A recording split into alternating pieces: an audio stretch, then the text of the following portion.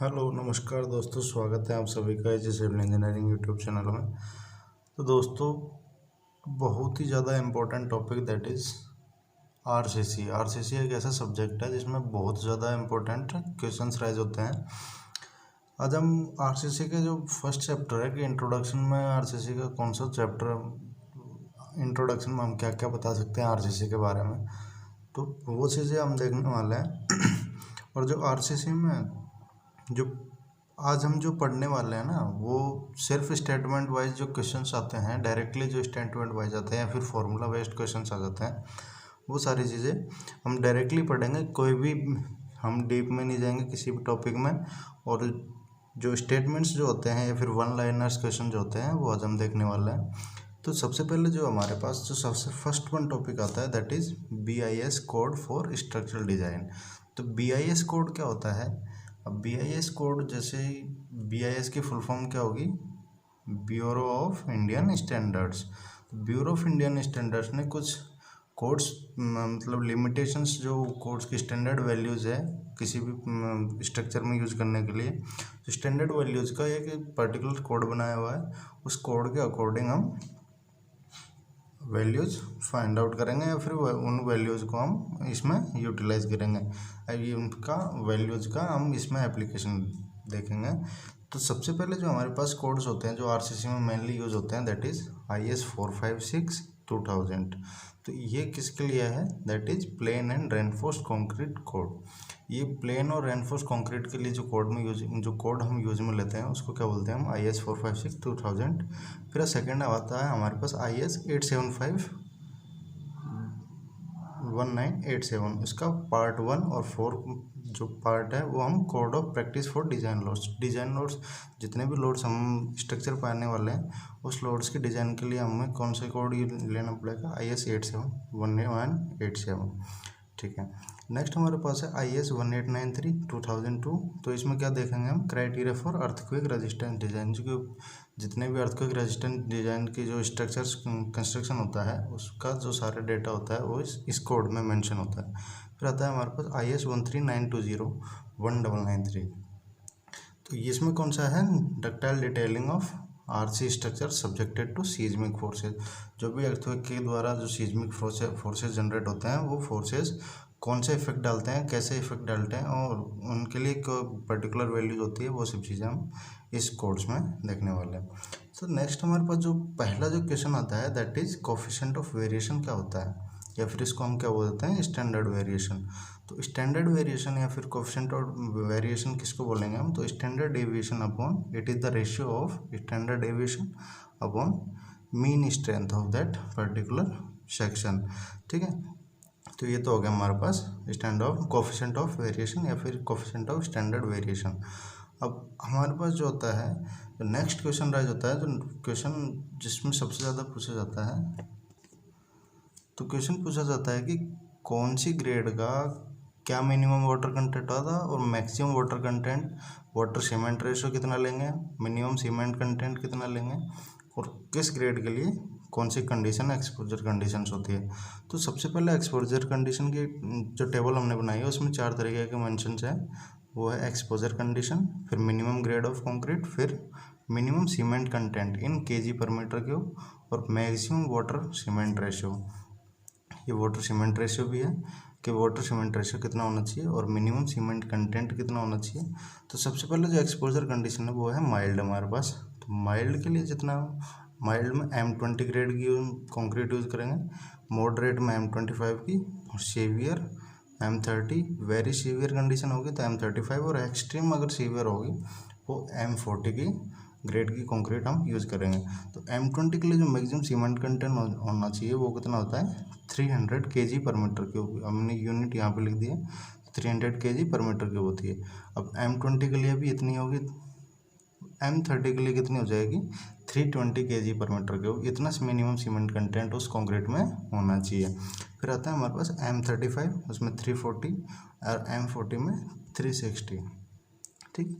और जो maximum water cement ratio है, जितने हम वाटर और सीमेंट का जो रेशियो हम ऐड करेंगे उसमें, वो रेशियो कितना होना चाहिए? तो M20 के लिए 0.55, और M25 के लिए 0.50, M30 के लिए 0.45, M35 के लिए 0.45, फिर M40 के लिए 0.40। तो M40 ग्रेड के लिए जो minimum water content maximum water cement ratio है वो कितना हो जाएगा 0.40। ये डिफरेंट एक्सपोजर कंडीशंस है।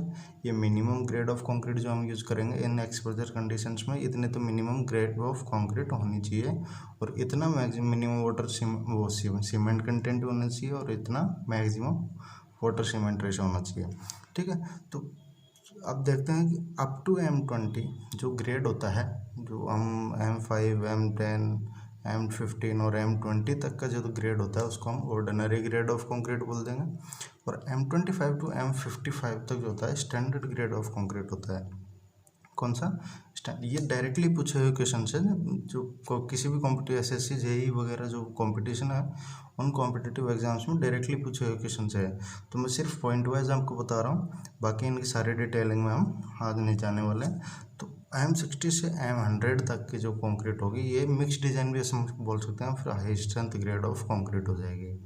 ठीक है, फिर आता है हमारे पास M10 और M15 जो हमने ऊपर पढ़ा था कोफिशिएंट ऑफ वेरिएशन या फिर कोफिशिएंट ऑफ स्टैंडर्ड वेरिएशन। तो उसमें क्या आता है standard deviation upon mean strength आता है। तो स्टैंडर्ड डेविएशन अलग पर्टिकुलर ग्रेड के लिए हम कौन कौन सा यूज़ करेंगे वो हम पढ़ने वाले हैं। तो M10 और M15 के लिए जो स्टैंडर्ड डेविएशन हम यूज़ करेंगे वो होता है 3.5। ये कोफिशिएंट होगा, इसकी कोई यूनिट तो होगी नहीं। M20 और M25 के लिए 4 यूज़ करेंगे, M32 M50 के लिए कितना 5 यूज़ करेंगे। अब सीमेंट कंटेंट का जो फॉर्मूला हमसे पूछा गया है वो सीमेंट कंटेंट का फॉर्मूला क्या होगा, water content upon water cement ratio. तो वाटर कंटेंट अब जैसे कि अब थोड़ा सा आगे बढ़े इसमें से, तो water content upon water cement ratio, तो वाटर कंटेंट से वाटर कंटेंट कट जाएगा, बचेगा क्या सीमेंट रेशियो बचेगा सीमेंट का। तो जितना सीमेंट का रेशियो होगा वही सीमेंट कंटेंट हो जाएगा उसमें, जितना उसमें प्रेजेंट होता है सीमेंट उसको हम निकालने के लिए जो हमें वाटर कंटेंट तो उसका कंक्रीट का पता ही होगा, फिर उसे और वाटर सीमेंट रेशियो भी हमने उसको कैसे डिजाइन किया है वो हमें पता होता है। नेक्स्ट क्वेश्चन जो आया था जो कि cube strength of concrete is 1.2 times of cylinder strength. जो क्यूब का हम टेस्टिंग करते हैं,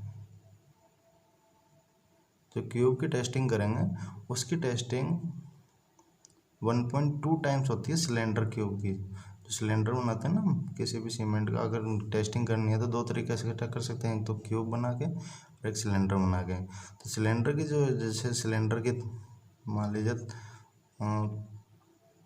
100 न्यूटन पर mm स्क्वायर इसकी स्ट्रेंथ है, तो क्यूब की कितनी आएगी 125। इट मीन्स 1.25 टाइम्स ज़्यादा होती है क्यूब की स्ट्रेंथ सिलेंडर से। ठीक है, फिर आता है हमारे पास नेक्स्ट कैसे strain in concrete ranges from 0.003 to 0.005 at failure.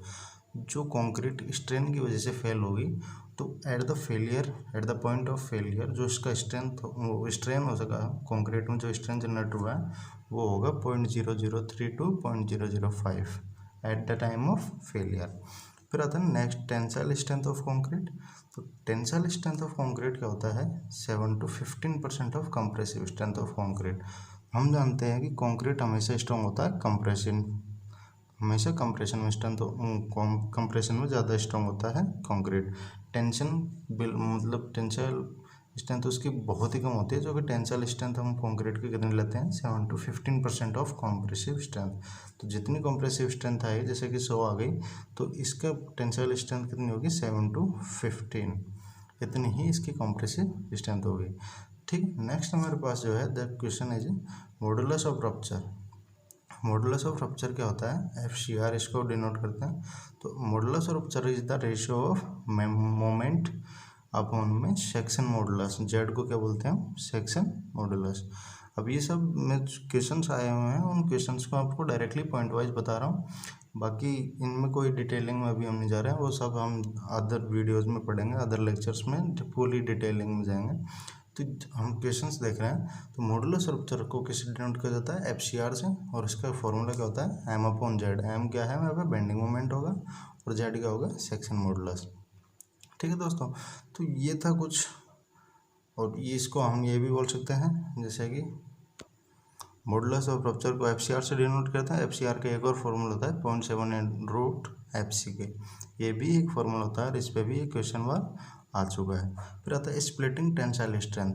Splitting tensile strength को हम किससे डिनोट करते हैं, FCT से डिनोट करेंगे, और इसका फॉर्मूला होगा 2 × P को क्या बोलेंगे, लोड, और पाई DL।